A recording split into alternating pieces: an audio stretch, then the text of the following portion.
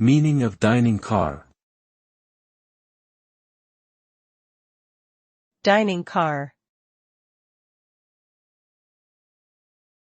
Dining car. Dining car. Dining car.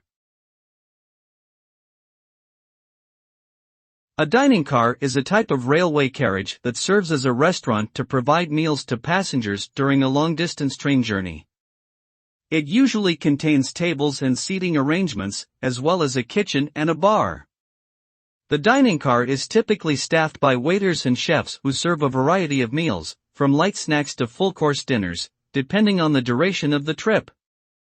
Many railways around the world offer dining cars as a premium service for their passengers, and the experience of dining in one can be a unique and memorable aspect of a train journey.